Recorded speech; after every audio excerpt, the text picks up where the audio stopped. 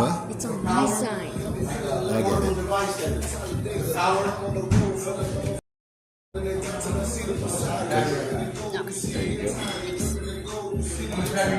you go. Alright, so you know the drill. Make sure you don't let this yank that. Okay? Put this in your pocket. Alright? Okay?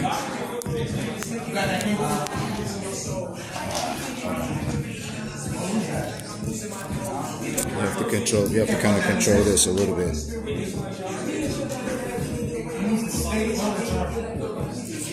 You might get like 20 minutes out.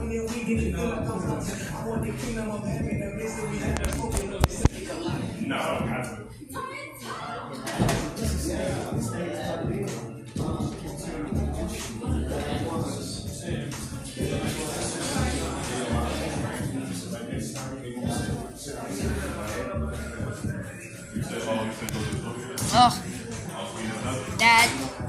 Ugh, went off again. Dad. What happened? Excuse me.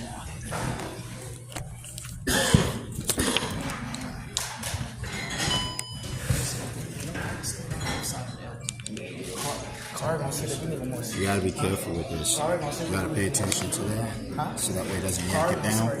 So you have to kind of like give it room, okay?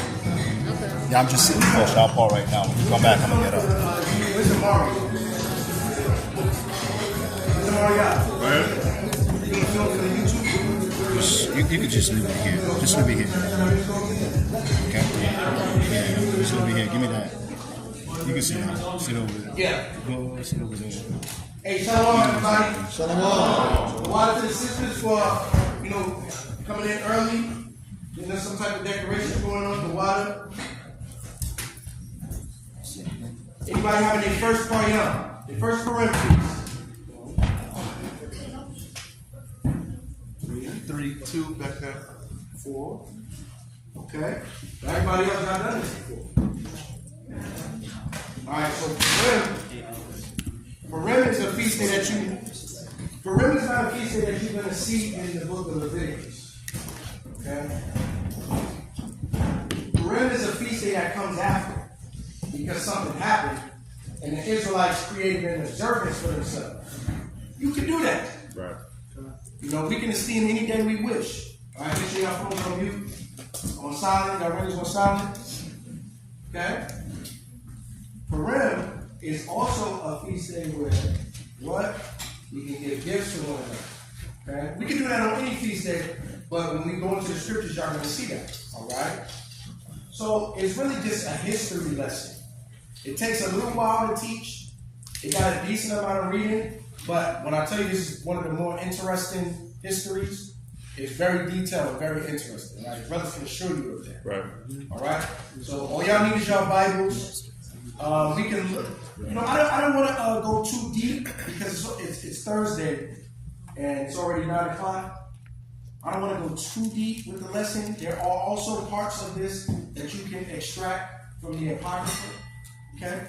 But you mainly just need your Bible. Everybody understand? We got some more brothers that's going to show up a little bit later, but we're going to begin now. So the Levites is going to lead us in prayer, and we're going to begin. Module upon your roster. Rise and praise Jerusalem. East corner of your house.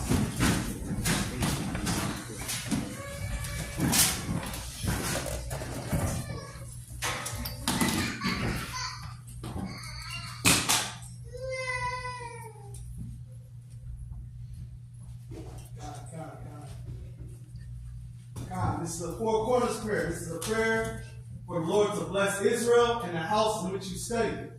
Khan? Khan. Khan. Hallelujah. Hallelujah. Hallelujah. Hallelujah. Hallelujah. Repeat after me to the best of your ability in the Paleo Hebrew. Yahweh. Yahweh. Ba'ashem. Ba'ashem. Yahushua. Barak. Barak. Lanawa. Lanawa. Bayasharala. Bayasharala. Bayasharala. Bayasharala. Bayasharala. Mabayat. Mabayat. Sapari. Sapari. What you said in the Paleo Hebrew was Yahweh, in the name of your son Yahushua, bless us, Israel, and the schools. Hallelujah. Hallelujah. Shema.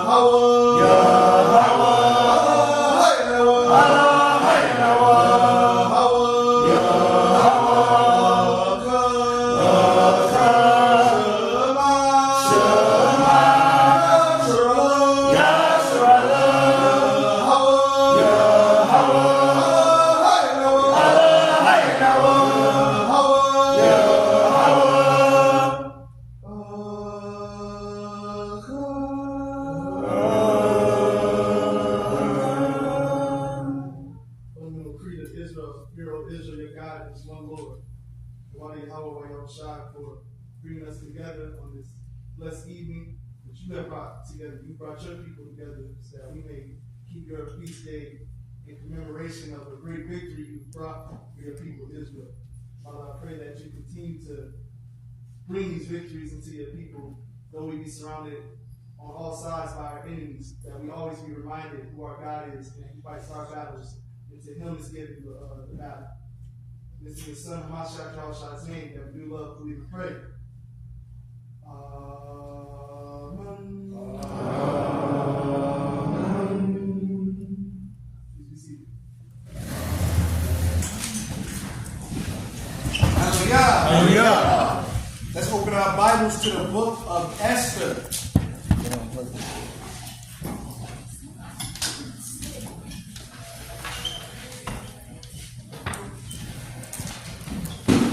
The book of Esther is going to be after the book of Nehemiah, before the Psalms,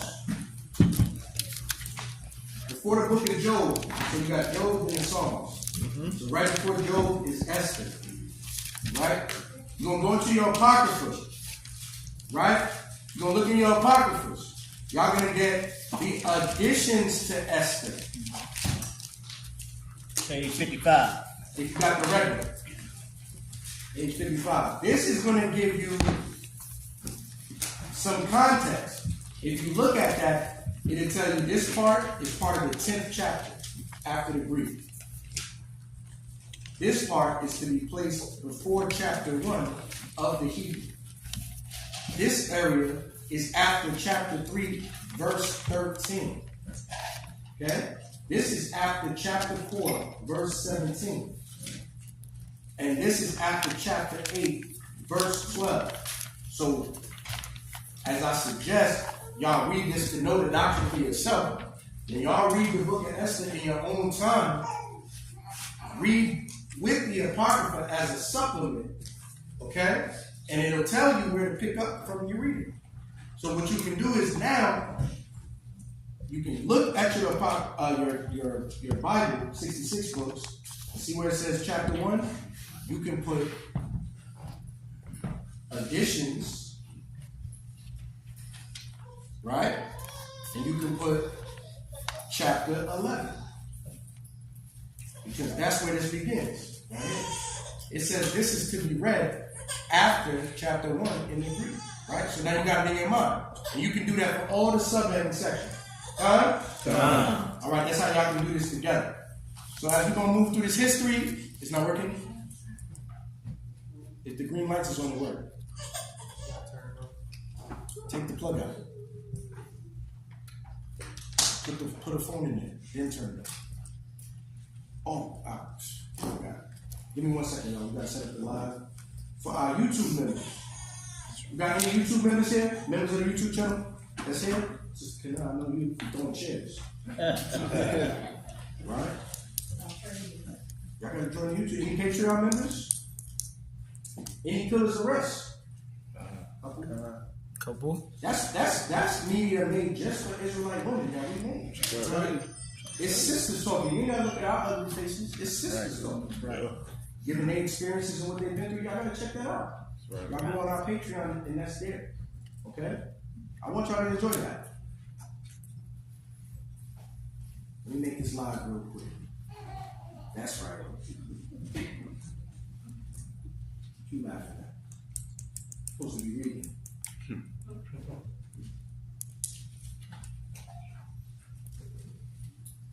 All right.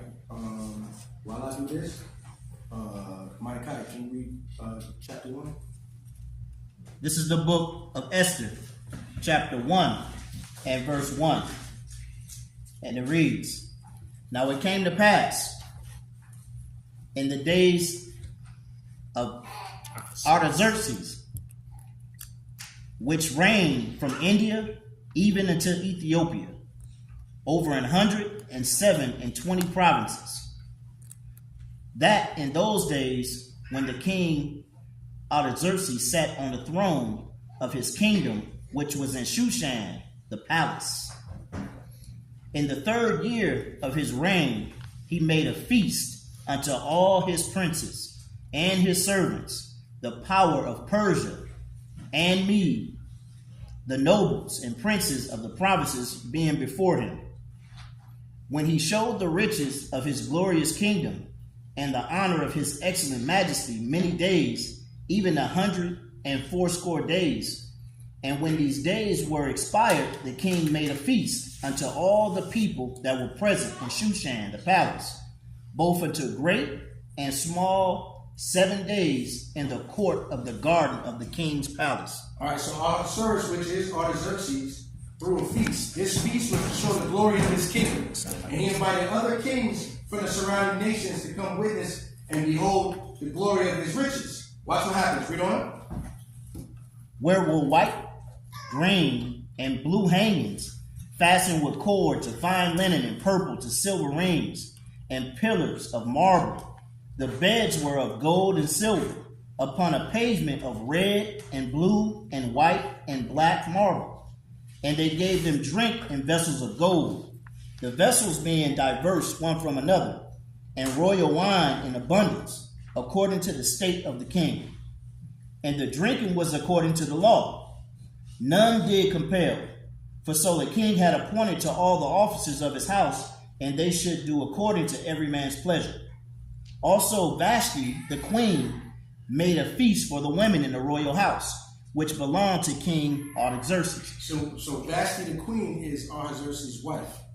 Now he's going to make a request of her. Read verse 11.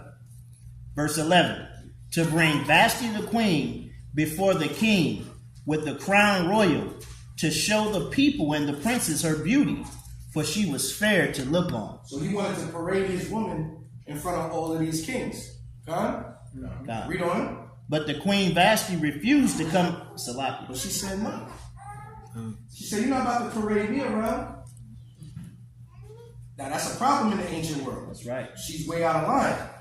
But what he's asking her to do is wicked. Right. She said she wouldn't do it. Right. Read on.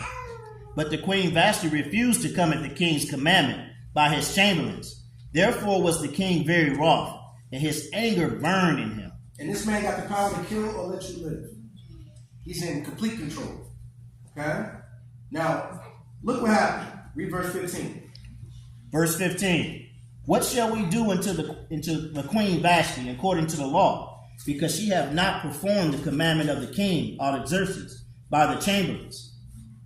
And Memucan answered before the king and the princess, Vashti the queen have not done wrong to the king only, but also to all the princes, and to all the people that are in all the provinces of the king Artaxerxes. For this deed of the queen shall come abroad unto all women, so that they shall despise their husbands in their eyes.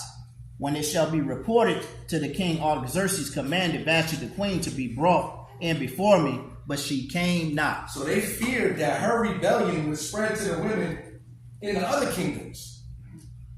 You're not going to listen to Artaxerxes, the top man in the earth, right? Well, now our wives are going to be disobedient to us to follow her example. So they actually put the spirits on the king like, yo, you better get your woman in check, because this is going to be a bigger problem down the line, right? Got petty and corny here. These great men, they're supposed to be preoccupied with wisdom, but this is what they focused on. That's how you know they're not men of the Lord. All right? Jump down to verse 19. Verse 19. If it please the king, let there go a royal commandment from him, and let it be written among the laws of the Persians and the Medes, that it be not altered, that Vashti come no more before the king, Artaxerxes, and let the king give her royal estate unto another that is better than she. So now we're going to take her queenship and give it to another woman that's better than her, right? That's what they come up with. Read on. And when the king's decree, which he shall make, shall be published throughout all his empire, for it is great, all the wives shall give it to their husband's honor, both to the great and small. And the saying pleased the king and the princes, and the king did according to the word of Memucan. What? For he sent letters into all the king's provinces, and to every province according to the writing thereof, and to every people after their language, that every man should bear rule in his own house, and that it should be published according to the language of every people. So this was designed to keep their manliness and their manhood. We're going to check this woman, and we're going to demote the queen Vashti, beautiful woman. We're going to demote her, Right. and we're going to find another woman that's obedient, and let that be a lesson to all you women. But what did he ask her to do? He tried to make a war out of her. Right. The histories tell you that he wanted her to parade before them naked. That he wanted her to disrobe completely so that they could be in awe of her body as well. So that's mainly the reason why she said no, and that makes sense. Because what woman wouldn't feel honored if the king was like, yo, my wife is beautiful, bring her out. Of course she's gonna come out with her maidens Right. and bow, Right. you know, shake hands with the different kings, right? Okay, come. But why she refused? It was probably because what he asked her to do was distasteful, and he was unseen, and he was going to humiliate her like that. That's why she said no. All right. So we moving right along. That's one chapter done already. Okay. Now we are doing it justice. I'm telling you. If you look at our past lessons, Purim, we could teach this for about 3-4 hours. And it's interesting the whole time. But for the time's sake, and for respect of the people that come out to serve the Lord with us, we're going to get to y'all anointing and prayer and put that at the paramount. But that means y'all going to have to go back and read some of this on your own time. Okay? Especially what I told y'all about in the Apocrypha. Because the Apocrypha explains how Mordecai got close to the position where he was in, where he was able to even send Esther in. Okay? Hadassah. All right? Chapter 2. Let's read that. Look at Esther chapter 2 and verse 1. After these things, when the wrath of the king of Assyria, Artaxerxes, was appeased, he remembered Vashti and what she had done, and what was decreed against her. Then said the king's servants that ministered unto him, let there be fair young virgins sought for the king, and let the king appoint officers in all the provinces of his kingdom, that they may gather together all the fair young virgins unto Shushan, the palace, to the house of the women, unto the custody of Haggai, the king's chamberlain, keeper of the women, and let the things for purification be given them. Come on. And let the maiden that pleases the king be queen instead of Vashti. And the thing pleased the king, and he did so. So he basically going to have a contest. Read. Now in Shushan, the palace, there was a certain Jew whose name was Mordecai. His name was Mordecai. Why was he even in the palace? You gotta read there. It tells you. That's right. Right here. Yep. It says before chapter 1 in the Hebrew. Right. Read that. And that'll explain why Mordecai was there. Because you probably said, well, how you get in there? Right. Read. The son of Jair, the son of Shema, the son of Kish, a Benjamite, who had been carried away from Jerusalem with the captivity, which had been carried away with Jeconiah, king of Judah, whom Nebuchadnezzar, the king of Babylon, had carried away. And that explains why we was in the Persian captivity. Okay, read on. And he brought up Hadassah, that is Esther, his uncle's daughter. So Esther's Hebrew name is Hadassah. Esther is her captivity name. Okay, that's what they call it. Read.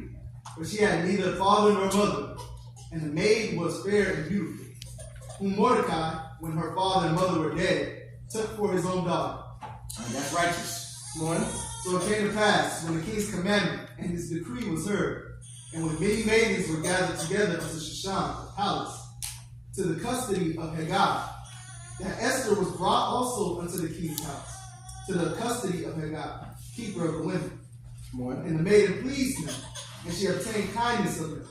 And he speedily gave her things for purification, with such things as belonged to her, and 7 maidens, which were meet to be given her, out of the king's house. And he preferred her and her maids unto the best palace, place of the house of the women.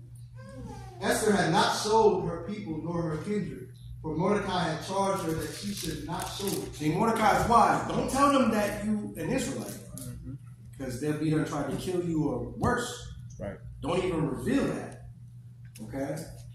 And this is also important to understand. If the Israelites was white people and we dealing with these Persians, Right. and here's this white girl, Hadassah. Right. This white girl got that name.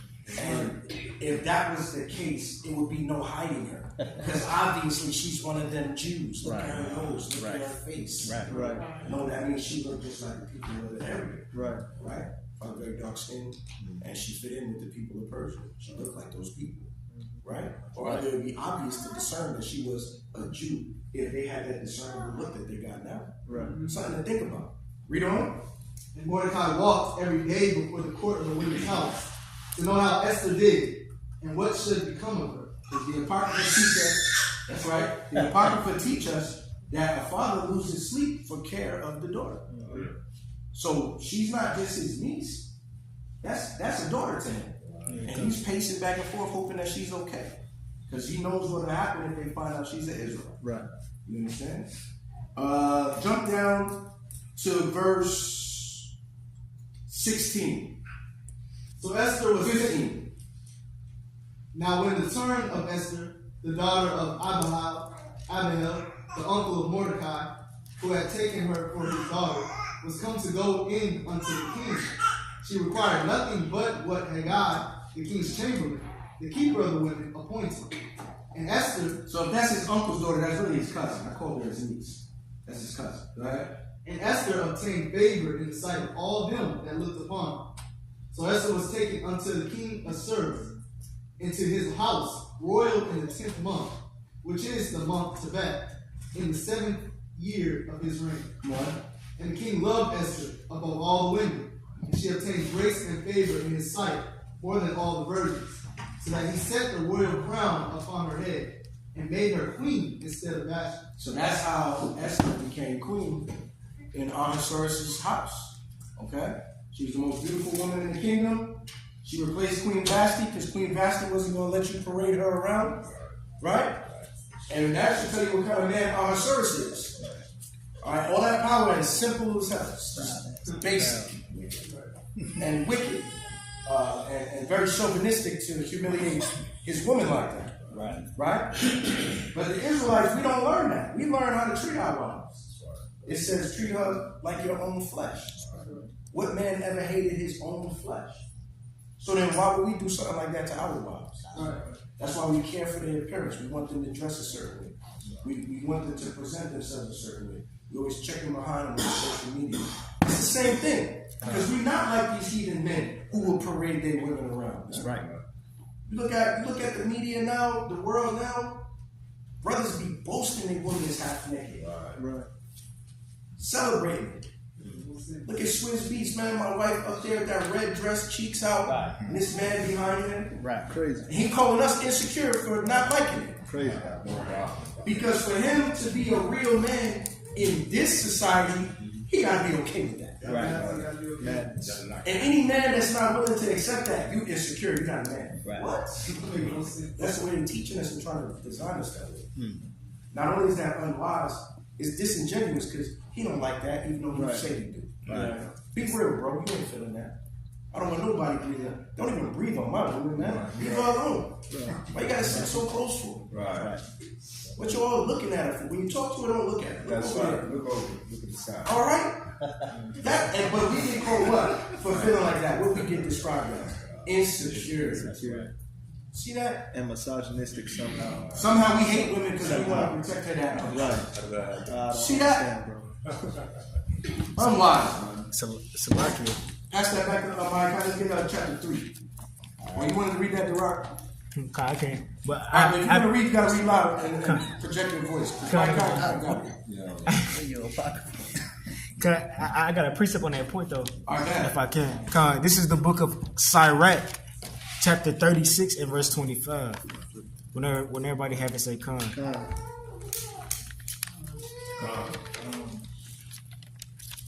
Khan, it says, where no hedge is, there the possession is spoiled. And he that hath no wife will wander up and down mourning. Now they're trying to get, you so-called blacks, Hispanics, and Native Americans. They want y'all to be in a culture of letting your girls up into that type of lifestyle, and you don't care.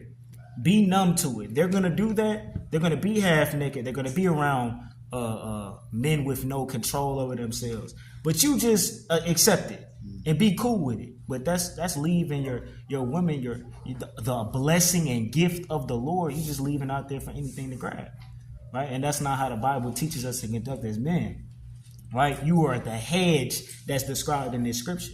Right. You are their protection. So you be that. All right. And we see how the old world began to change. Women began to wear full hijab and completely cover themselves. Because when they started to realize that how desirous a woman is, now you can't even look at her face. See her. So this is very different from the Persian world. Where he was trying to show everybody his wife's goods, man. This guy is crazy. The Most High destroyed his kingdom. Right. Let's go to chapter 3. This is the book. This is Esther 3 and 1. Now this is the plot. This is what went down, so to speak, right? Read that. After these things, the king Ahasuerus promote Haman, the son of Hammedatha, the Agagite, and advanced him and set his seat above all the princes that were with him. Now, Agagite is an Edomite. Okay? Agag is one of the sons of Edom. Right. So this is telling you that Haman is an Edomite. Right. Read on. And all the king's servants that were in the king's gate bowed and reverenced Haman. For the king had so commanded concerning him. But Mordecai bowed not, nor did him reverence. And the king's servant which were in the king's gate said unto Mordecai, Why transgress thou the king's commandment?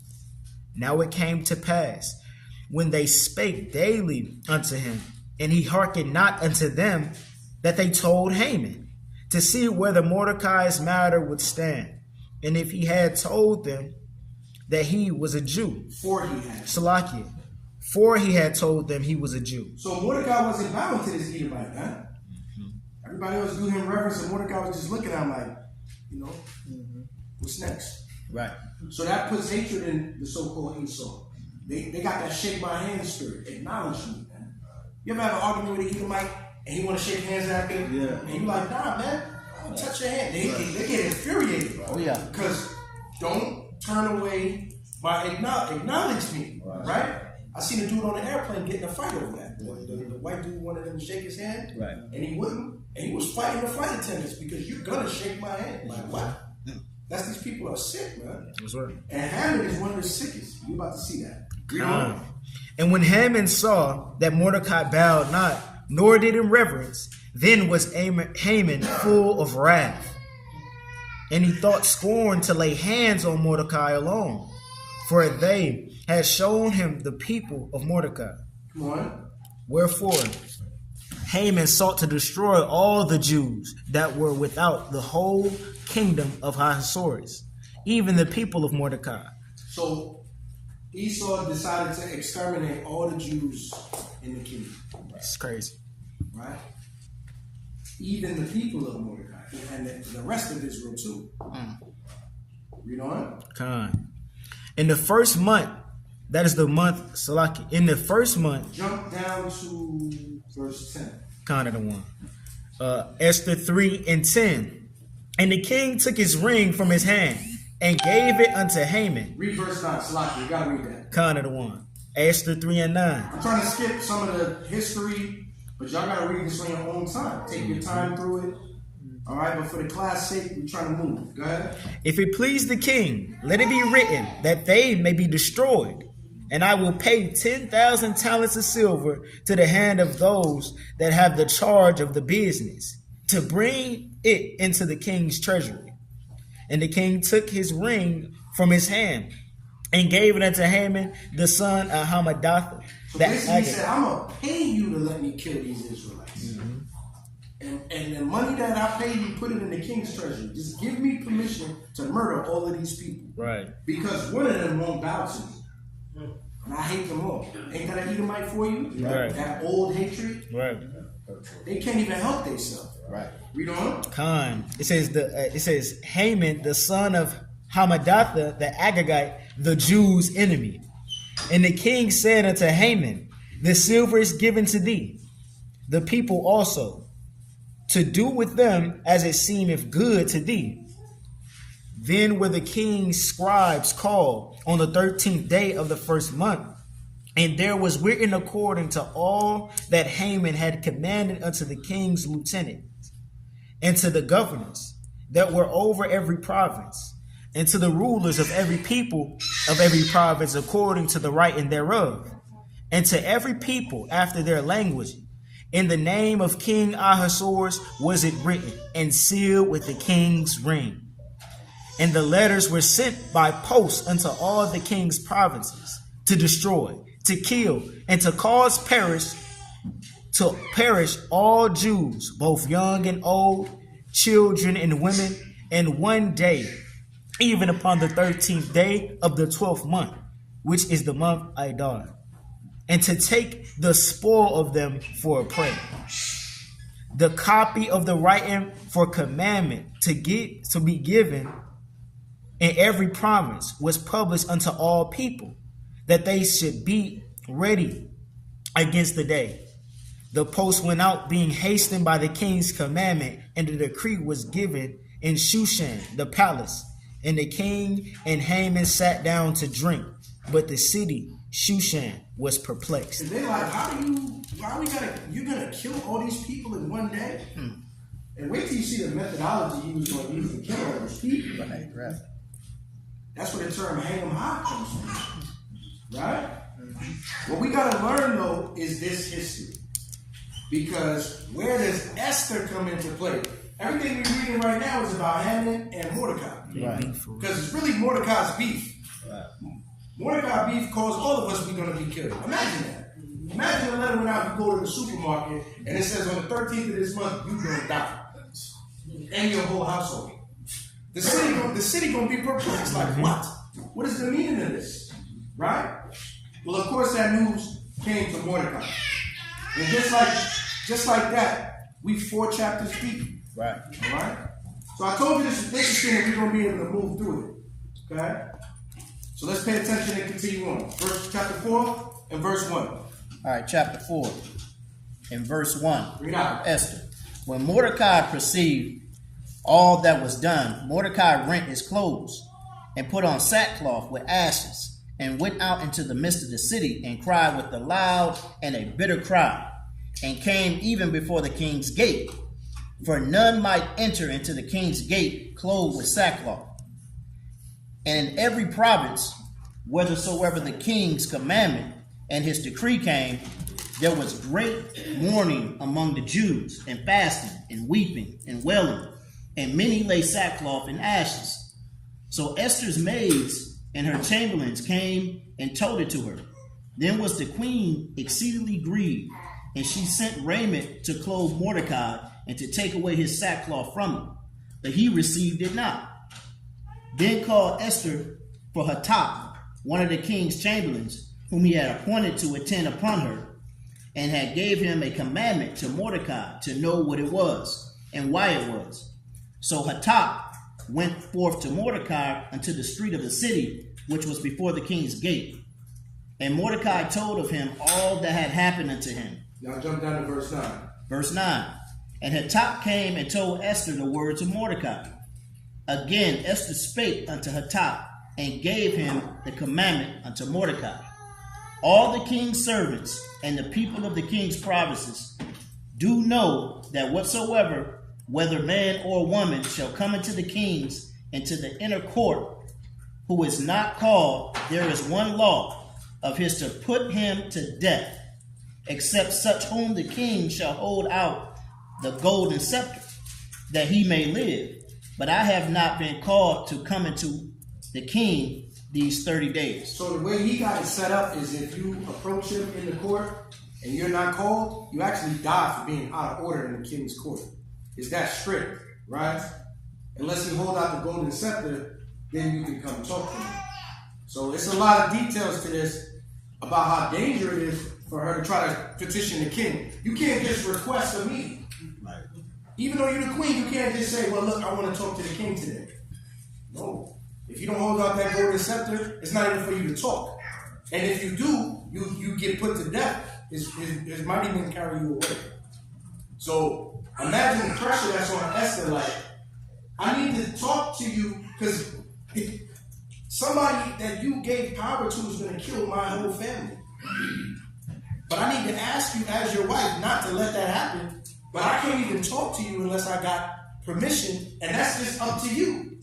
If you just like sitting there and go, you got a word, something on your mind, and if I don't ask you, you ain't got nothing to say.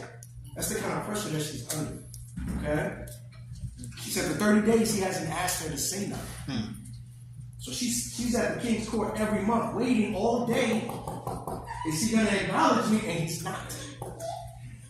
And that happened for 30 whole days. While this is weighing on her mind, all my people are going to be put to death unless I can intervene. This is a lot of pressure. Read verse 12. Verse 12. And they told to Mordecai Esther's words. Then Mordecai commanded to answer Esther, think not with thyself that thou shalt escape into the king's house more than all the Jews. See, you're going to die too. Just because you his wife, Haman going to see to it that you get killed as well. And the king really don't care if you really think about it. He don't care. Read on. For if thou altogether holdest thy peace at this time, then shall their enlargement and deliverance arise to the Jews from another place. But thou and thy father's house shall be destroyed. And who knoweth whether thou art come to the kingdom for such a time as this? Mordecai spoke with wisdom. He said, how do you know that you weren't made queen just to save us? That's why this happens, right? So you can either try to hold your peace and not press the issue, but the Most High is going to save us another way, but you're going to die. Okay? And your father's house. Right. But maybe you was made queen to save us. So he's actually asking the sister to do, what did we learn last night? Be manful, even though she's a woman. When we teach Nicanor, sometimes we teach the mother who watched as her sons were tortured and killed. Swallowed her woman emotions. It said that she did manfully, Right. not being afraid of death. Well, Esther's being asked the same thing. All right? Read on, Ken. Then Esther bade them return Mordecai this answer. Go gather together all the Jews that are present in Shushan, and fast ye for me, and neither eat nor drink 3 days, night or day. I also and my maidens will fast likewise. So will I go into the king, which is not according to the law. And if I perish, I perish. So I'm going to break the king's commandment and I'm going to step to him. I'm not going to wait to be called. And if I die, I die. Hey, how many sisters you do that today? Sacrifice for the nation. That's the mentality you got. That's the spirit you got. If you need God to save us, you're going to do that. That's a good question. All right. Read on. So Mordecai went his way and did according to all that Esther had commanded him. We in chapter 5, right? See how we move through this thing? Not that many chapters in the book of Esther. Hey, look at the humility of Mordecai. Mordecai raised Esther, all right? But now that she's in a position of authority, hey, he's you know what I mean? He's adhering to her words, huh? Chapter 5. Now it came to pass on the 3rd day that Esther put on her royal apparel and stood in the inner court of the king's house, over against the king's house. And the king sat upon his royal throne in the royal house, over against the gate of the house. And it was so, when the king saw Esther the queen standing in the court, that she obtained favor in his sight. And the king held out to Esther the golden scepter that was in his hand. So Esther drew near and touched the top of the scepter. Then said the king unto her, What wilt thou, Queen Esther? And what is thy request? It shall be even given thee to half of the kingdom. And Esther answered, If it seem good unto the king, let the king and Haman come this day unto the banquet that I have prepared for him. Then the king said, Cause Haman to Salaki. Then the king said, Cause Haman to make haste, that he may do as Esther hath said. So the king and Haman came to the banquet that Esther had prepared. And the king said unto Esther at the banquet of wine, What is thy petition? And it shall be granted thee. And what is thy request? Even to half of the kingdom it shall be performed. Then Esther and said, Salakia. Then answered Esther and said, My petition and my request is, if I have found favor in the sight of the king, and if it please the king to grant my petition and to perform my request, let the king and Haman come to the banquet that I shall prepare for them, and I will do tomorrow as the king hath said. So she asked for a feast. She's buttering them up good. Right. Read. Then went Haman forth that day joyful and with a glad heart. But when Haman saw Mordecai in the king's gate, that he stood not up, nor moved from him, he was full of indignation against Mordecai. Nevertheless, Haman refrained himself, and he came home, and he sent and called for his friends, Zeresh, his wife. And Haman told them of the glory of his riches, and the multitude of his children, and all the things wherein the king had promoted him, and how he had advanced him above the princes and servants of the king. Haman said, moreover, Yea, Esther the queen did let no man come in with the king into the banquet that she had prepared but myself. And tomorrow am I invited into her also with the king. So you see this, he's getting puffed up with pride. He feel like he's a man now. Right. See, I had a special meeting with the queen and the king, and nobody else was allowed. It was just me. Right? Right. Little does he know, this is setup. Right. But he's just getting carried away with his pride.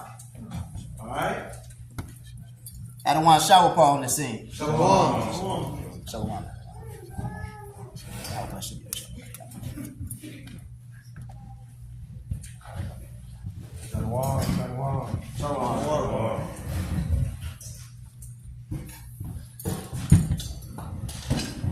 Little tardy to the party.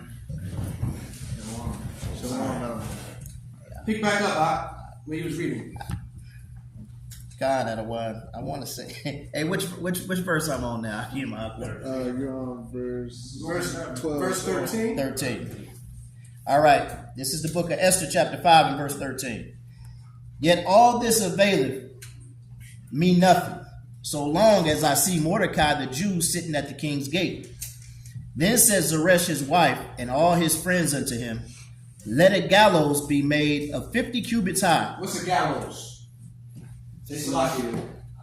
Salakia, where people are hung. Yes. The hangman. Right. Look what she said. Let a what now? Let a gallows be made of 50 cubits high. How high is a cubit? Salaki. Go ahead. I believe it's from your elbow to your middle finger. That's it. That's it. This is the cubit. That's a version. It's another But there's version. also another type of cubit. I didn't mean to do that. There's also another type of cubit. What's that? Salaki. Is it the average height of a man? The average height of a man is also a cubit. So they said 50 cubits high. So that's 50 men tall. Okay? Take 50 brothers, stack them on top of each other. They want the gallows that high. So that means everybody can see this from no matter where you at. right? That's crazy. You see that on Game of Thrones, right? When they was hanging them people, they was way up at a precipice so that everybody could see it, no matter where you was at. You could witness the hangings, right? That's what they're gonna do to all the Israelites. You know how long that's gonna take? Let's say you can hang 5 people at a time. Let's say it's like 10,000, maybe 50,000 Israelites in the city. You know how long that's gonna take? It's gonna take weeks. Kill everybody. You're gonna kill people all day long. Crazy. We're gonna put the bodies. Nobody cares. That's what they was going to do to our people. All right, but the Most High used Esther to save us. Okay. In a way, Esther is a savior, but who's the real savior? The Most High. That's right. Okay. Read on. And the idea came from what Haman's wife, right? Yes, Resh. Right. So a lot of y'all brothers be thinking that the so-called white man is the only enemy. No, it be a certain white, right? Also whispering in his ear devious things. Right. You know what I'm saying? Nasty words. Yeah, like the woman from 12 Years a Slave. God. That lady was evil. Right? Read on. Let a gallows be made of 50 cubits high, and tomorrow speak thou unto the king that Mordecai may be hanged therein. Then go thou and merrily with the king into the banquet, and the thing pleased Haman, and he caused the gallows to be made. On that night could not the king sleep, and he commanded to bring the book of the records of the chronicles, and there were read before the king. And it was found written now, this is important. Go ahead. And it was found written that Mordecai had told of Bigthana and Teresh, 2 of king's chamberlains, the keepers of the door, who sought to lay hand on King Artaxerxes. And the king said, what honor and dignity have been done to Mordecai for this? Then said the king, Salakia. When did this happen? Mordecai found out that 2 of the king's men had planned to assassinate him, and he stopped it from happening. Right. And it was written in the King's Chronicles. Now you got to go to the Apocrypha, and you got to go here, chapter 12. This little block of text tell you that entire event. Right here. So now when you go home and you really trying to see what happened and all the details we skipping and you want to know them, because this is your thing, it's your culture, right? We was talking about it last night. That's your supplement. It's your Apocrypha. So you're going to go to chapter 12 right there. That little block of text going to tell you how Mordecai saved the king. And that's how he ended up in the king's house. Right. Right? Salaki. Go ahead. I just had a quick observation, right? This is how you know that the Most High is in control of everything. Because at the beginning of verse 6, it says, on that night could not the king sleep. Right? So the Most High put a spirit of sleeplessness on the king, to where he was tossing and turning. Oh, let me go read my chronicles, see what happened. What great things have I accomplished during my time as king? And then he discovers this, and then, it leads on as we read on throughout the history. Well said. Everybody understand?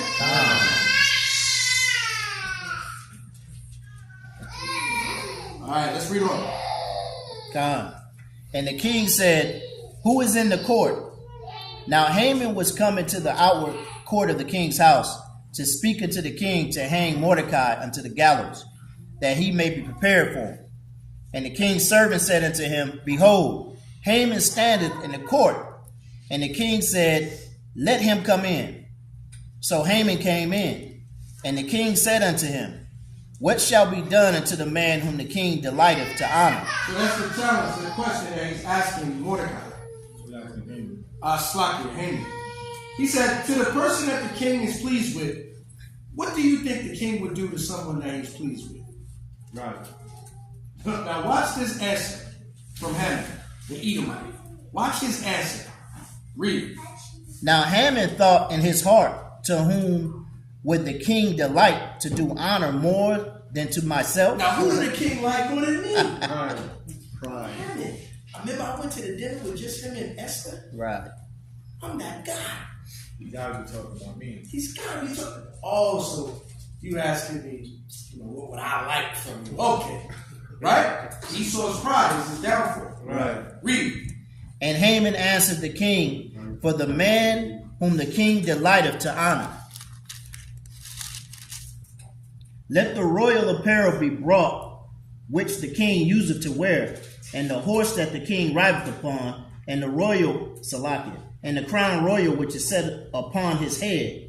And let his apparel and his horse be delivered to the hand of one of the king's most noble princes, that they may array the man withal whom the king delighteth to honor. Yo, I want your horse, I want your sons to put your garments on me, and I want to get the crown. But I'm not going to say it's for me. It's for the man whom the king delighteth. Right. That's what you should do for him. He went in. That's pride. He takes the king as a fool too. Yeah. You can see it. Like even if him calling himself his friend and being pleased with the king, right, he sees him as an idiot. I can take advantage of this dumb fool, right? Where's your shame? Even if I thought that was talking about me, I'm gonna ask for your crown. Right. Violate.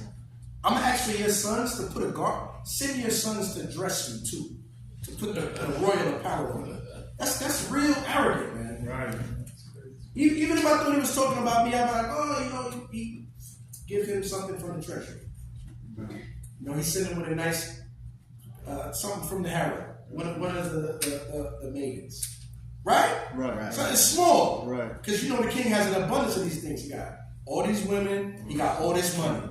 Right? Or he might give me the land next to the waterfall for the man that the king delighted. He might share that inheritance with him. Give me some land. No, this brother asked for all carnal things so that he can be puffed up and shine. Classic Esau. You understand? Read on. And bring him on horseback through the street of the city, and proclaim him before him. Thus shall it be done to the man whom the king delighted to honor. And you got to throw me a parade. Right. Well, not me. The man you want to honor. Right. Should give him a parade too. So everybody can see he's that guy. Exactly. Read on. Then the king said to Haman, make haste, and take the apparel and the horse as thou hast said, and do even so to Mordecai the Jew, that sitteth at the king's gate. Let nothing fail of all that thou hast spoken. Yeah, do everything that you said, do it to Mordecai. That's right. Don't let none of that fail either. Everything. Thou fool. That's right. So even Ahasuerus is picking up on Haman's spirit, and he's looking at him like a worm now. Right. Now, he probably sat there through all of that, looking at him. Wow, that too. What else? On the horse? Or through the city? Wow. His men next to him like, city. Now do all of that for Mordecai. Let nothing fail of what you said. Because I know you don't like him too. See? Right. That's Esau's pride. That's how he's going to come down in the last days. Right. He's going to think he can fight the Most High. Right. Right? He ain't going like that. He thinks he's going to exterminate us now. It ain't going like that. He's taking pride in his weapons, in his money, in his nation, and in the public opinion. Right? And his witchcraft too. Yeah. He thinks witchcraft is up there like that. Everything that he thinks in his heart to do to us that even we are not aware of, trust me, the Most High is going to turn that on him. That's right. And none of that is going to fail. Everything he was going to do to my chosen people, they're going to be able to watch as it happens to you. That's right. That's how it's going to be. Because we got to return unto them double. Double. Con. What they had for us. They have to drink the dregs. That's right. You know? Then took Haman the apparel and the horse, and arrayed Mordecai, and brought him on horseback through the street of the city, and proclaimed before him, thus shall it be done unto the man whom the king delighted to honor. And Mordecai came again to the king's gate. But Haman hasted his house, mourning, and having his head covered. And Haman told Zeresh his wife and all his friends everything that had befallen him. Then said his wise men and Zeresh his wife unto him, if Mordecai be the seed of the Jews, before whom thou hast begun to fall, thou shalt not prevail against him, but shalt surely fall before him. What she know about that? You know? And while they were yet talking before him, came the king's chamberlains, and hasted to bring Haman unto the banquet that Esther had prepared. Remember that? Remember Esther said, let's have a banquet, me, you, and Haman? That ain't happened yet. This happened before. So now he's all bent out of shape, but he still got to go to that banquet. Right. Huh? Already stressed. See, we moving through this thing quick. I told you it's interesting, but y'all still need the extra details. So make sure y'all get into y'all pocket for your own time, huh? Y'all gotta study to show yourselves approved. Because this is y'all history. You say you were an Israelite. And nobody asked you that. You said that. So you gotta know your own history, right? Chapter 7. Kind of one. It's verse 7. Read the same as him. No, read loud. Pronounce it. Kind of one. It says, so the king and Haman came to the banquet with Esther, the queen. And the king said again unto Esther, on the second day at the banquet of wine, that what is thy petition, Queen Esther? And it shall be granted thee. And what is thy request? And that shall be performed, even to the half of the kingdom. Then Esther the queen answered and said, if I have found favor in thy sight, O king, and if it please the king, let my life be given me at my petition, and my people at my request. For we are sold, I and my people, to be destroyed, to be slain, and to perish. But if we had been sold for bondmen and bondwomen, I had held my tongue. Although the enemy could not countervail the king's damage. Then the king Ahasuerus answered and said unto Esther the queen, who is he, and where is he? Thou doest presume in his heart to do so. Yeah, who's the guy that thinks he's going to kill you and all your people? Who is that? Yeah, who's that guy? Read. And Esther said, the adversary and enemy is the wicked Haman. King already don't like him. I just talked to this guy, this proud guy. And he proclaimed to do that. Read. Then Haman was afraid before the king and the queen. And the king, arising from the banquet of wine in his wrath, went into the palace and guarded. And Haman stood up to make request of his life to Esther the queen. For he saw that there was evil determined against him by the king. Then the king returned out of the palace garden into the palace of the banquet of wine. And Haman was fallen upon the bed whereon Esther was. Then said the king, will he force the queen also before me in the house? As the word went out of the king's mouth, they covered Haman's face. So this dude got drunk and sat down on the same couch with the king's wife. Right. Wow. He even reclined. This is crazy. Go back to that. Read verse 7. Yeah, he did an usher. And the king, arising from the banquet of wine in his wrath, went into the palace garden. And Haman stood up to make request for his life to quit Esther the queen, for he saw that there was evil determined against him by the king. Then the king returned out of the palace garden into the place of the banquet of wine. And Haman was fallen upon the bed whereon Esther was. So this dude is like fully stretched out. Like, come on, like, don't do this. Talk to the king. Right? He was pleading. Mad close. Right, he's pleading for his life. Esau can't talk to unless he's close too. He loves to get close. He likes to do all that, like personal spiritual matters. They love to get close when they talk to you. Right. That shoulder rub they like to do. Right. When they talk to Eve at the job. Yeah. You gotta rub your shoulders too. He's talking soft, trying to plead. He pleading right now. Right. He talking soft. Don't look good for you. He don't look good. It don't look good. Read. Then said the king, will he force the queen also before me in the house? You take my woman now? You wanted my horse, my garment, and my crown. You want my wife too? Because that's where his head is at. It's not good for Haman, man. Read on. As the word went out of the king's mouth, they covered Haman's face. You know what I think about when that part happens? Like, you know, when somebody get in trouble with the government, they call that black bag. You know, snatch him up. Think about that. Yeah. It's over. It's over. Yeah. Get in the white van. You done, buddy. Read.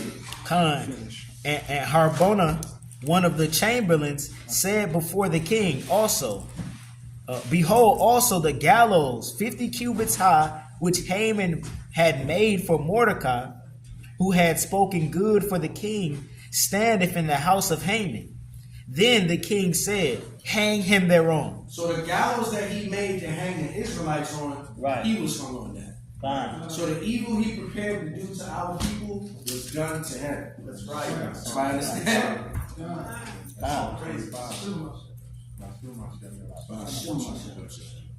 Now go to chapter 8 and start at verse 8.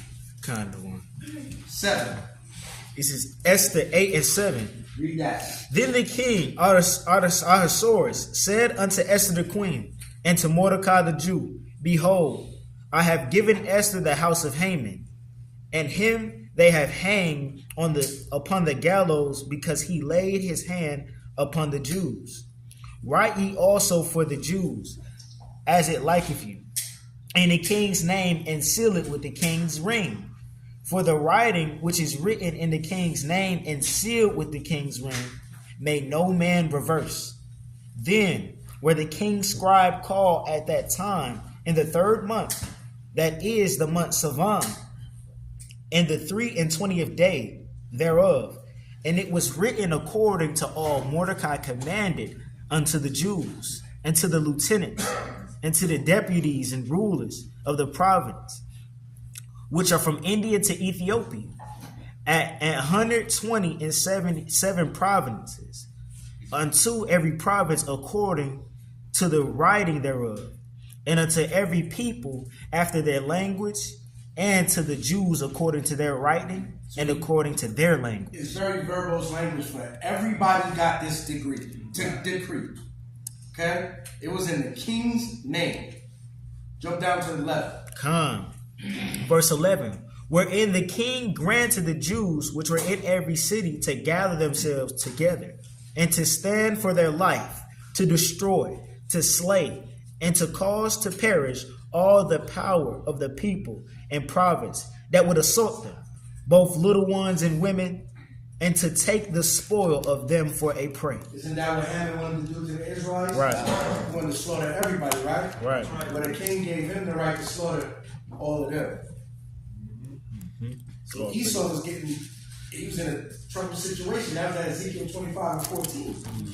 Right? Come. Read on. Come. It says, upon one day in all the province of King Ahasuerus, namely upon the 13th day of the 12th month, which is the month of Dar, the copy of the writing for a commandment to be given in every province was published unto all people, and that the Jews should be ready against that day to avenge themselves on their enemy. That's what Purim is about. Yeah. Right? A celebration of Israel being able to avenge herself against her enemy. Hallelujah. Hallelujah. Right? Let's advance a little bit, and we're gonna pray and shut it down. Salaki. Right? It's crazy to see that, it's a pattern with these rulers, different rulers from the heathen nations, to show that they weren't being guided with wisdom of the Most High. It's a pattern of them making these big, grandiose decrees that end up getting John the Baptist killed, that get Daniel put in the lion's den, that gets, they just say these things, oh, come and I'll give you whatever you want. So it shows that the Most High had to allow them to come to this position of power, because they obviously are not that wise. Right. When you get them to a point of the power that they have, they make these decrees that it's like, who would make these decrees?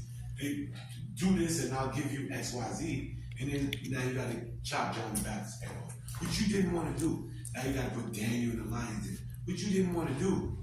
So it's just to show that we're not in power because we did what we did. They're in power not because they're stronger, not because they're wiser. It's just what was allowed to happen based on our wickedness. And when he say they didn't want to do it, and he's right, because the Most High, he hardens the heart He hardens the heart of the wicked, you know, to do his will. You know what I mean? Just like he hardened the heart of Pharaoh. You know, Pharaoh was getting, him and his people was getting plagued continuously getting plagued. And Pharaoh, you don't think he saw that? Yeah. Okay? The scriptures say that he hardened his heart in order to make the prophecy. And it's going to happen again. The Most High is going to bring all these armies down to the valley of Yahweh-Shaphat, man. Okay? And he's going to force them to fight his angels. He's going to force them. They're going to be terrified, the scriptures say. Right? And he's going to force them to fight. Same thing's going to happen. He hardens their hearts. Go ahead, Alex. Salaki. Have a precept. All right, well, let's finish this chapter real quick because this is going to be a sense of how we keep the Purim feast. God. Give me verse 15 through 17, and then we get your precept. Connor one. No, in 8. But Esther chapter 8, verse 15. Mordecai went out from the presence of the king in royal apparel of blue and white, and with a great crown of gold, and with a garment of fine linen and purple. And the city of Shushan rejoiced and was glad. The Jews had light and gladness and joy and honor. And in every province and in every city, where the sword of the king's commandment and his decree came, the Jews had joy and gladness, a feast and a good day. And many of the people of the land became Jews, for the fear of the Jews fell upon them. Now, what do the Christians do with that scripture? See, everybody, spiritual Israel. This is what I be talking about. Is this verse designed to teach you that everybody could become an Israelite? No. Is that the purpose of that verse? No. Or is that verse designed to teach you, yo, people were so scared of getting murdered by the Israelites for their disrespect that they became Israelites because they were scared. Not becoming Israelites, but become Judaized. Right. The word there for Jew is Judaized. Right. Hebrew. Kept So it means that they were so scared of us, they started keeping our laws to avoid our wrath. Right? Right. And look at me, I'm keeping the Sabbath. I want no smoke. I want zero smoke. Right? It doesn't mean that they became, I misspoke, it doesn't mean that they became an Israelite. Right. It means that they became Jews in the practice of the Jews' religion. And you see that. When you look at the laws and it tells you the law is stranger, that stranger has to observe. Yep. He got to do it a certain way too. So even though he's not becoming an Israelite, he does have to keep our observance because no one can work on the Sabbath. Right. Thy manservant nor thy maidservant. Right. So he got to be a Jew in that sense. He got to keep our custom, right? This ain't designed to teach you that anybody can become an Israelite, which is how the Christians use it, which is unfair to do. Because we just read about a couple verses above this, we just read, by letter of the king, they were granted the Jews in every city to destroy, slay, and cause to perish all of the people of the province that would assault them. That's what we just read. So now how we get into 5 verses later and everybody can be in Israel? Right. Like, no, you're using that wrong. Y'all understand? That's why I wanted that read, because this is a verse that people like to pull, especially Christian apologetics, to say that we teach false doctrine. Right. Anybody can become a Jew. You ever read the book of Esther? Like, hold on, brother. Do you know what that's really teaching? And then y'all now have the knowledge and the ability to explain that. And that's why you come to the feast day. And that's why you come to class. Salaki. Good? And that's Tarak, you next. and that's why if you actually read the scriptures and study, they harmonize with each other, because you see in Revelation, right, it says the nation that will not serve thee will be broken into shivers. That's right. Right? And that's exactly what's going on with these people. They were so afraid of the Jews that they was going to kill them that they decided, okay, we're going to do what y'all do just so y'all don't kill us. That's what's going to happen in the last days. That's right. Go ahead, Rob. This is the book of Psalms, chapter 9 and verse 15. It says, the heathen are sucked down in the pit that they made, and the net which they hid in their own foot is taken. The Lord is known by the judgments which he execute. The wicked is snared in the work of his own hands. Right? So let He guy. Sister got a question here. Khan. Why isn't the Most High mentioned in the book of Esther? So somebody will say this: you don't see the Tetragrammaton appear in the book of Esther, right? That is because the book of Esther is an account, right? The presence of the Most High's name is not a criterion for validity. Okay, there's many books in the Bible that don't use the Tetragrammaton. Your entire New Testament, right? It quotes scriptures where the Tetragrammaton would be, but the New Testament itself does not use the Tetragrammaton. So that's a good question by the sister, right? But Esther is an account like Ruth. Esther didn't write the book of Esther. This would have been written by one of Ezra's scribes, right? And Ruth would have been written by one of the judges or one of their scribes as an account of something that happened. Now, if someone was prophesying in this book, in the name of the Lord, I'm sure you would have seen Yahweh there. Because he would have had to prophesy in that name or else he'd be false, right? But we're not seeing anything prophetic here. We're just seeing an account of events, of things that happened. You understand? Now, does that mean that Esther is not inspired? Some people say this is not inspired of God. I disagree, because the histories point to these events happening. Not only do we got the Apocrypha standing on it, we got a whole feast dedicated to it, the Feast of Purim, right? Which is mentioned in other places. So that means the book of Esther is acknowledged in Scripture. Hey, Salaki, Adawan, that's a good question, but I'm gonna ask you a question there, sister. Hey, what started this whole thing? How did this account start? Was it with Esther or was it with Mordecai? It was with Mordecai, right? Mordecai wouldn't do what? He wouldn't bow down, right? Why wouldn't he bow down? Get Exodus chapter 20 and verse 3. Get Exodus 20 and 3. Okay. Mordecai's keeping the law, right? Read that, Exodus 20 and 3. It's the book of Exodus chapter 20 and verse 3. When everybody have it, say Khan. Khan.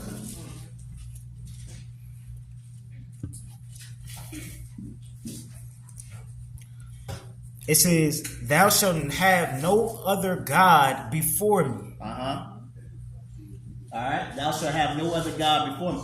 Mordecai is keeping the law. All right, he's not finna bow, all right, before this king, right? Same manner in which the three holy children, okay, you know what I mean, wouldn't bow down. All right, that's faith. That's faith, and look how it turned out, right? Okay, even though Esther been put in that position of power, all right, to save the Jews, it all started with Mordecai keeping the law. That's right. Right? Haman was completely vexed. That's right. Captain Asha'Allah has a point he wants to bring forward. I think he's working on it. So let's go back and let's finish this out. Let's go to chapter 9. And I want you to jump down to verse 5.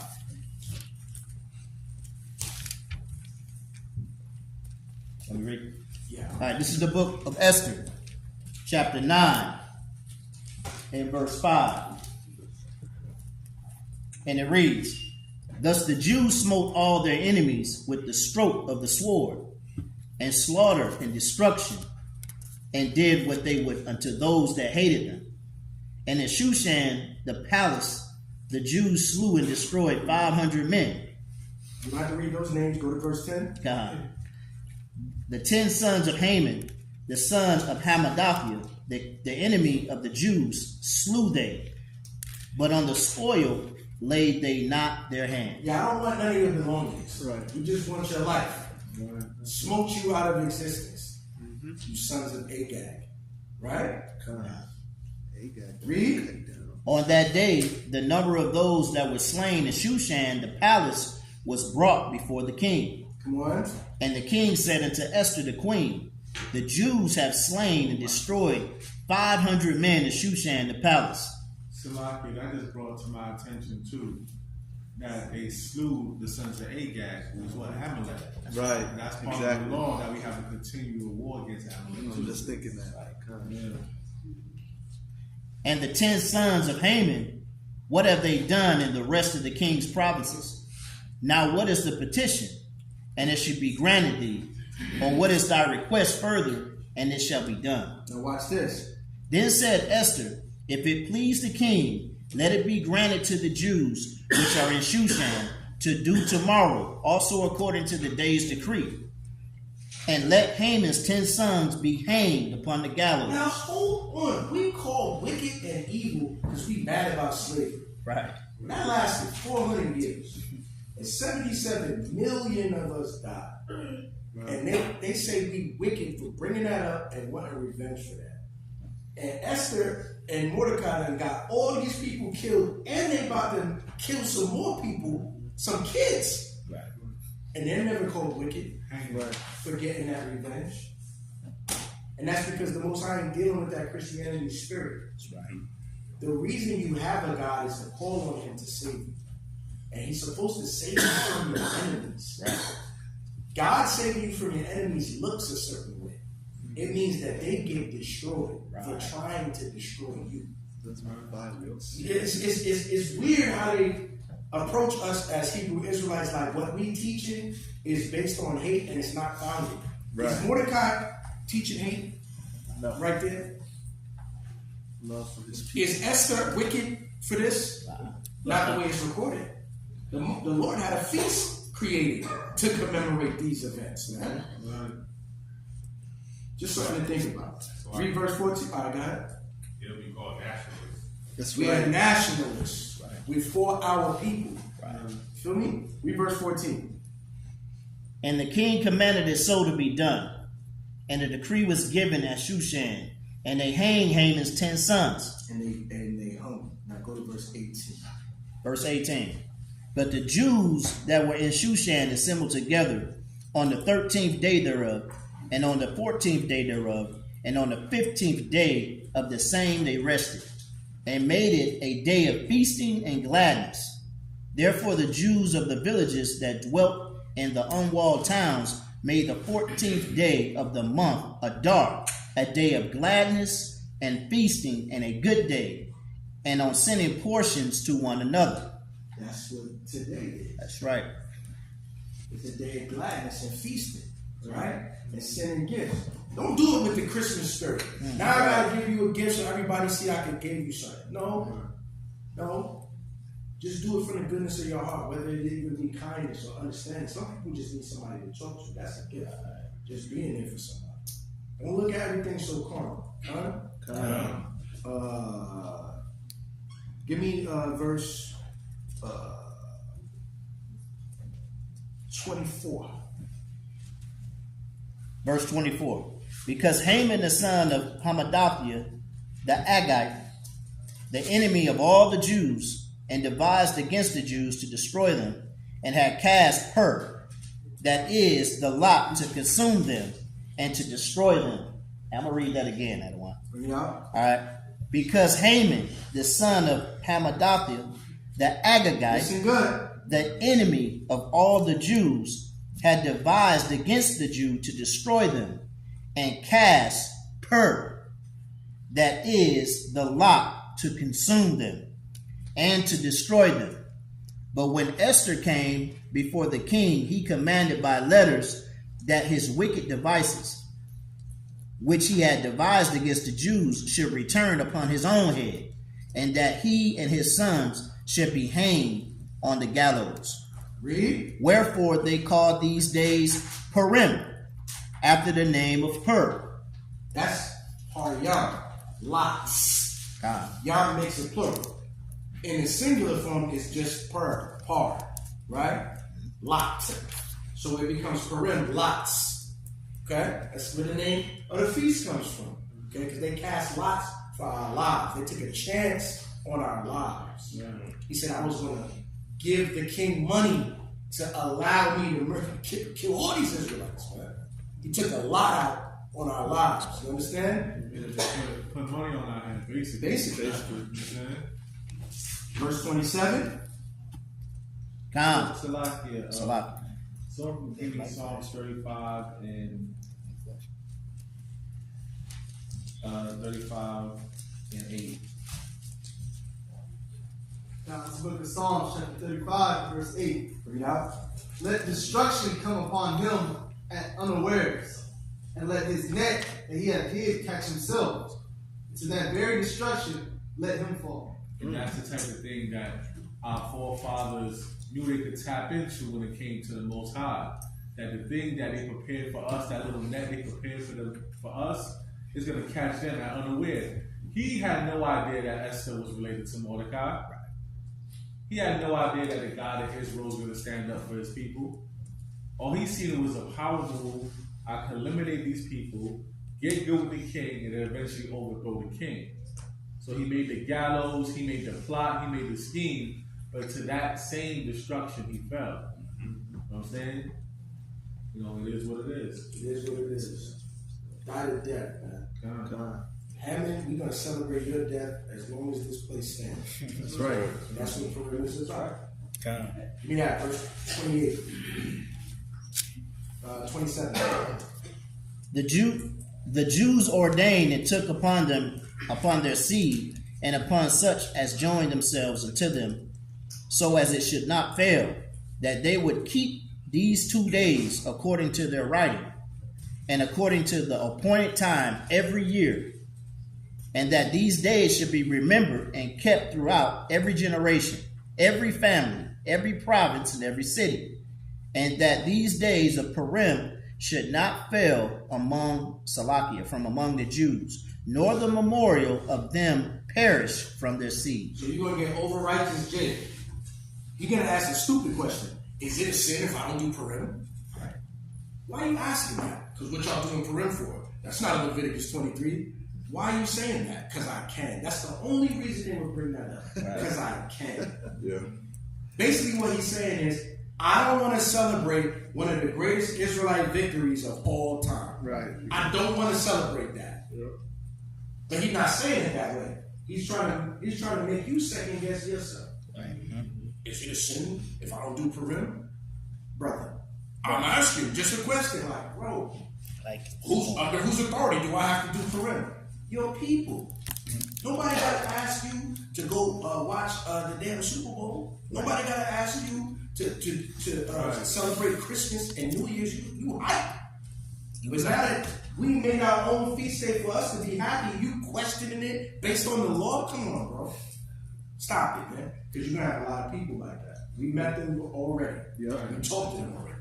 Yep. It's a lot of people like that. We do this because this is something to celebrate because we want to. That's right. You know what I'm saying? I wish I could make a holiday when the Israelites overturned America and took the country for themselves, and righteousness was the law of the land.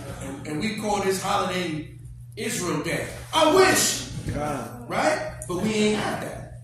But the Israelites had this. Y'all see what I'm saying? All right. Let's close it out. Read on.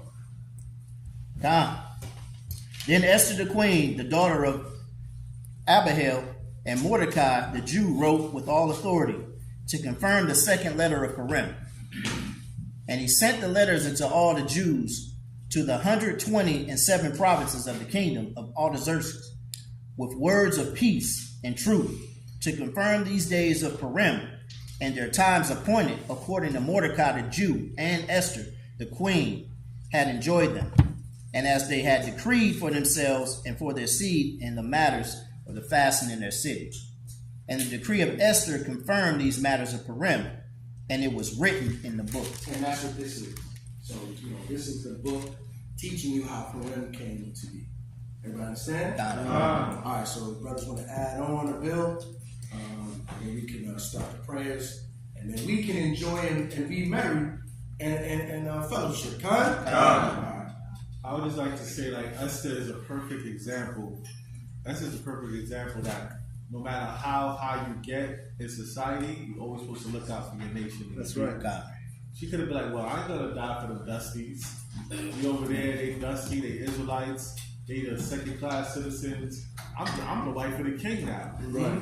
You know what I'm saying? Y'all are oppressed. Y'all are oppressed. I'm living good. You know what I'm saying? I'm getting that Arab money. Right. You know what I'm saying? You know, she Dubai. That Dubai, right? Right. That Bahrain, right? So she could have been on some, but I don't really care about that. That ain't gonna affect me. Who gonna come kill me, baby? Who gonna check me? Y'all can get checked. Nobody gonna check me. She could have been on some real selfish stuff, but she didn't. She still looked out for her people and used her position of power to benefit her people. God? Anybody else want to ask questions, comments, or want to add to the lesson? Lahad? Y'all hungry? No. Y'all not hungry? Y'all hungry? They don't want to answer that question. That's a Who test. said Khan? Alright, so let's go back. Read chapter 10. Nah, we gotta Chapter 10. read them additions. Read chapter 10. Now read chapter 10 because he hungry. Chapter 10. And the king of Service laid a tribute upon the land and upon the isles of the sea, and all the acts of his power and of his might, and the declaration of the greatness of Mordecai, whereunto the king advanced him. Are they not written in the book of the Chronicles of the Kings of Media and Persia? I'd love to read that. Where's that book at?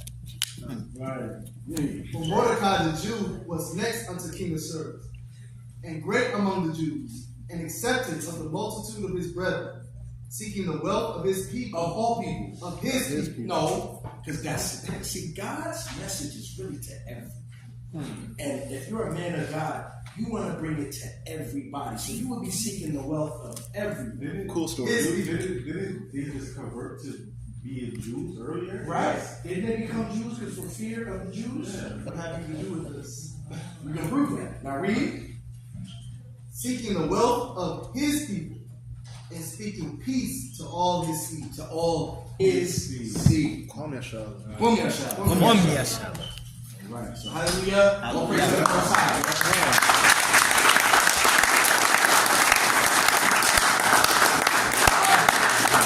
Y'all ready to eat now, right? Who said now go to Nehemiah chapter 4 That's right. and give verse 2. Go to Nehemiah chapter 4 and give verse 2. Ezra chapter 4 and verse 2. Because the sister said they hungry. Okay, now we're going to study some more. And we got to teach Deuteronomy 29 again.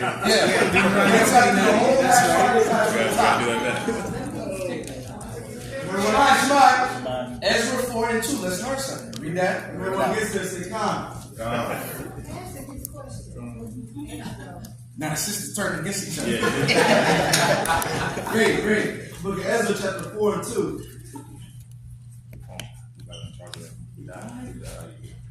That's the it's almost done. It's a fast right here. It's not live. I mean, it's live. Can I get back live? You should just dive in the middle. He had to be on the truck. You didn't tell me nothing. Yeah, I didn't see it get on 20. I said they got to be charged. Read that. Read that. Book of Ezra chapter 4 and verse 2. Then they came to Zerubbabel and to the chief of the fathers and said unto them, let us build with you, for we seek your God, as ye do. And we do sacrifice unto him since the days of Esarhaddon, king of Ashur, which brought us up hither. But Zerubbabel and Jeshua, the rest of the chief of the fathers of Israel, said unto them, ye have nothing to do with us, to build an house unto our God. For we ourselves together will build unto the Lord God. Now tell me Ezra was wicked. That's the other nation saying, we want to serve your God with you. Isn't this what Christianity is presenting the idea of the New Testament to us? Yeah. Saying, since old days, everybody worshiped together. This is going to be a house of prayer for all people. Isn't what they try to do? Yeah. So now call Ezra wicked. What did he say? Then they, but Zerubbabel and Jeshua and the rest of the chief of the fathers of Israel said unto them, ye have nothing to do with us. Y'all have nothing to do with us.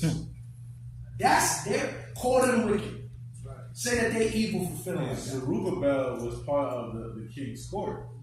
So he used to work for the heathen. So it'd be nothing for him to work with the heathen again. He used to work for them. So it'd be nothing for him to be like, okay, like, yeah, I used to work for y'all. Y'all can come through and work with us. It don't matter because we all the same people. He said, nah, when it comes to the temple, when it comes to my father's business, when it comes to my people, we don't need y'all. Y'all have nothing to do. But they wanted to seek God though. No, y'all have nothing to do with us. But they wanted to serve him though. Serve over there. We want to be with y'all. No, you can't be with us. And that's what we trying to teach. This is what we trying to teach. When have we ever just had something for ourselves? Right. We can't even have a music award show. They take that. They take our music. We can't have that. Right? We can't have baseball. Nah, ain't no Negro Leagues. We need that. Right? You said what? Now the fade is invented by a white dude named Travis Kelce. That's crazy. We can't have that. I don't get that. You sisters can't have your lips in your body. They want that. Now they got tanning beds and oils. Can't even have your skin color. Melanin injections. Can't have that. Moab even taking the hairstyle. Moab said he can't have dreads. Ain't it taking reggae? You can't have reggae. Oh, yeah, they got all Crazy. Hey, guess what? You can't have Christ. We taking that. Not just white. You see what I'm saying? So, Purim is a great way to reboot and get back to us, huh? All right, take it away, bro. Mark.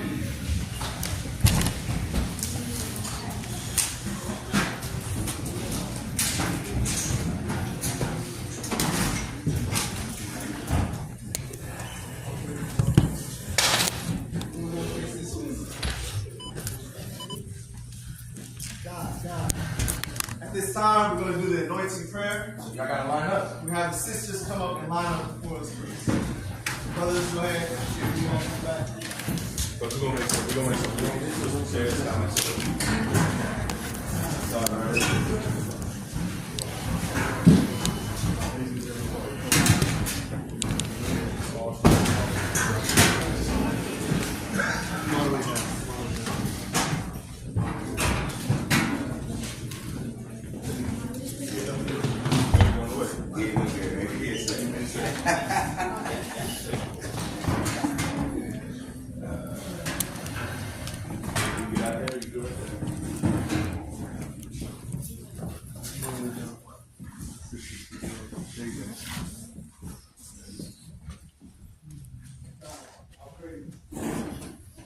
Shalom, sisters. Shalom. Shalom, shalom.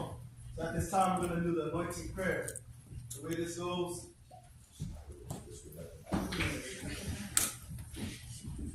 So the way this goes, so we're going to first do the greeting. So repeat after me.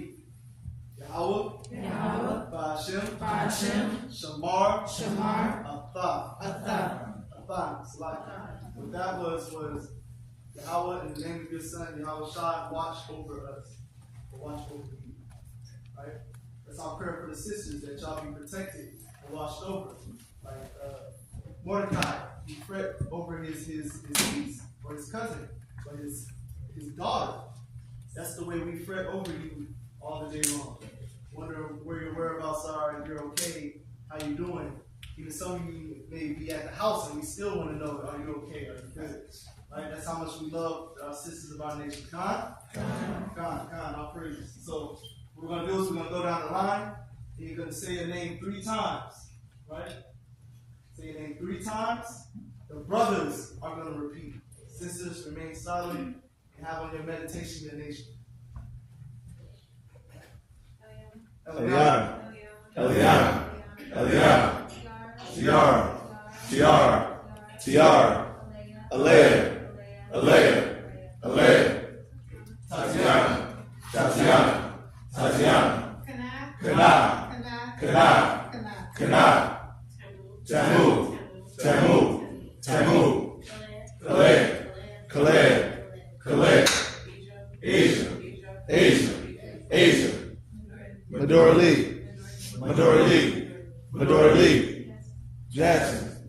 Yasmin. Yasmin. Aaliyah. Aaliyah. Aaliyah. Anila. Anila. Anila. Naomi. Naomi. Naomi. Zoe. Zoe. Zoe. Salaha. Salaha. Salaha. Zaya. Zaya. Zaya. Trinity. Trinity. Trinity. Joy. Joy. Joy. Joy. Joy. Joy. Nasaya. Nasaya. Nasaya. Nasaya. Sharita. Sharita. Sharita. Kira.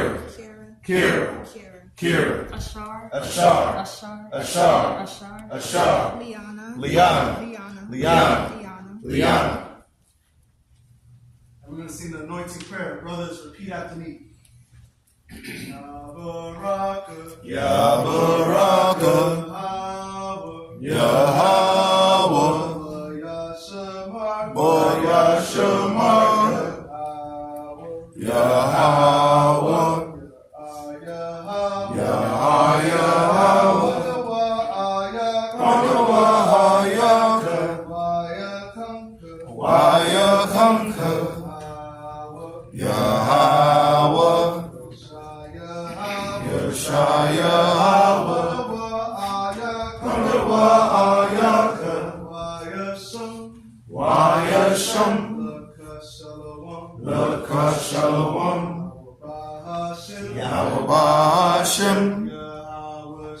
Yahweh Shai, Barak Wapar,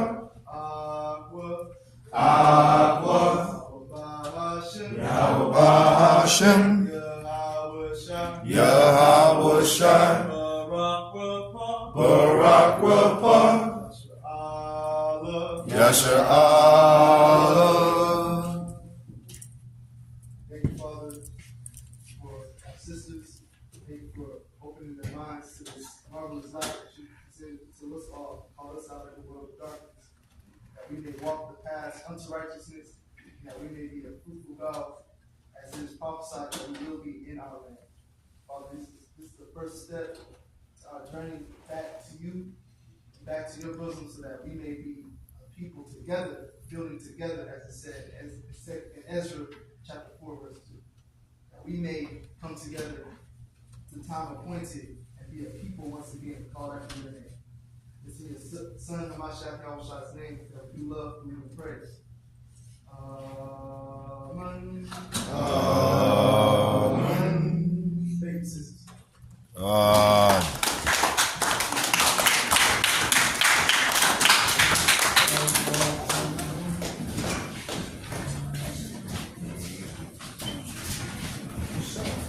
Aiden.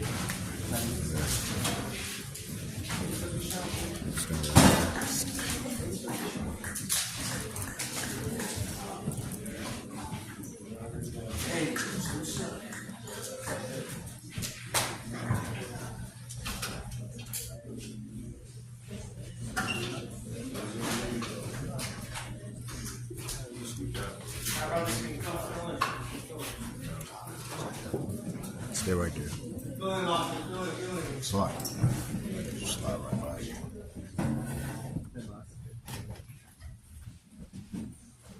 Shalom. Shalom. Kwame. I see y'all still awake. Aki. So is this your first time feasting with SOT? Raise your hand. Okay, kind. So what we're gonna do is a salute for the brethren. So repeat after me to the best of your ability. Yahweh. Ba'ashem. Yahushua. Barak.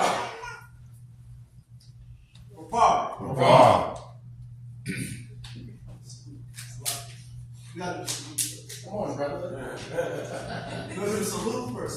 That was the hymn. That's the hymn. We're gonna do the salute first. So for brothers that this is your first time, you're gonna stand shoulder width apart. Alright. The man's gonna be given a margin. When a margin is given, your left foot is gonna smite your right foot, and your hands are gonna smite your side all at once. The other one is gonna say, Barak. You're gonna hit your chest with your right fist. Then the greeting is gonna be given. I'll say the greet. Y'all repeat after me. Then we're gonna go down the line. So the hard part is just the salute. Stand at ease. It says Barak. Very simple. Bring your left foot to your right foot. Very simple. Very simple. Everybody understand? You wanna do it? Do it.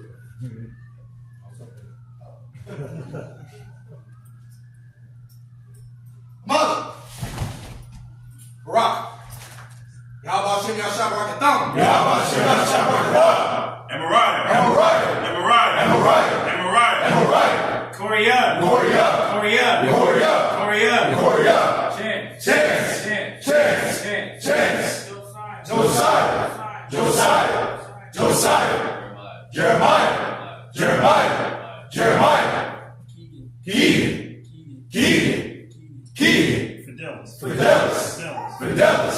Fidelis.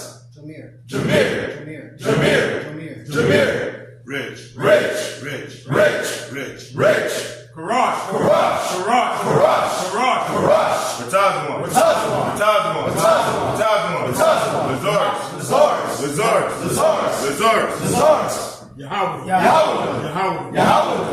Yahweh. Aboya. Yasha.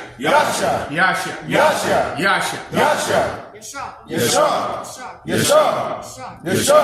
Malachi.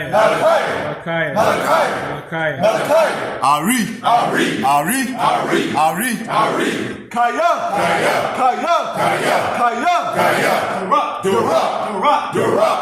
Dura. Maikai.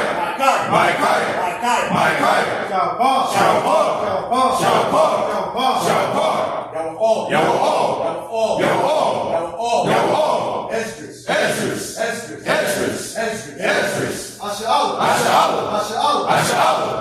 Asha. Sisters, repeat after me. Yabaraka. Yahweh. Wayashamaka.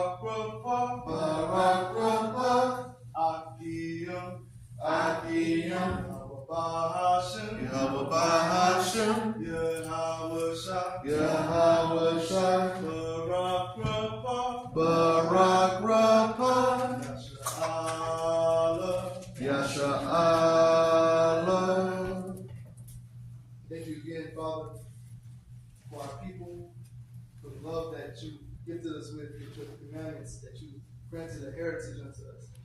Father, I pray that you continue to rekindle in our people the fire that has always been within us to serve you and to serve each other, Father. To love each other as we love ourselves and to do unto others as we would like to be done unto us amongst our people. So that we may be a nation united again, that we may walk your light, that we may partake of your pastures, so that we may not be confounded over again, Father.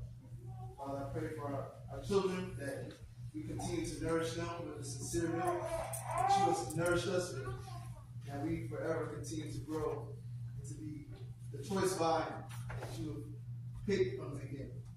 And it's in your son, Mashiach Yahushua's name, that we do love, believe, and pray.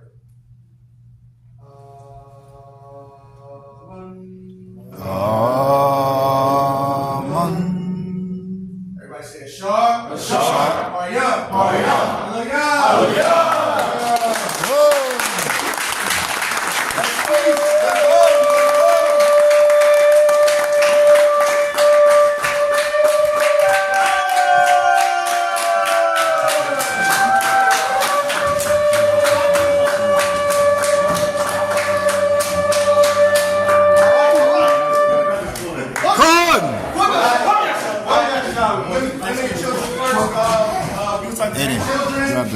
Parents make y'all play. Let y'all parents make y'all play. Oh, my phone. Come on. Who goes? Shalom Yasha'Allah. That was the Feast of Purim. Alright, with SOTHOY. The water for tuning in. Tune out. Shalom. Oh, shalom. Nah, you're good, King. Yeah, we're gonna step out. The water, King. Alright.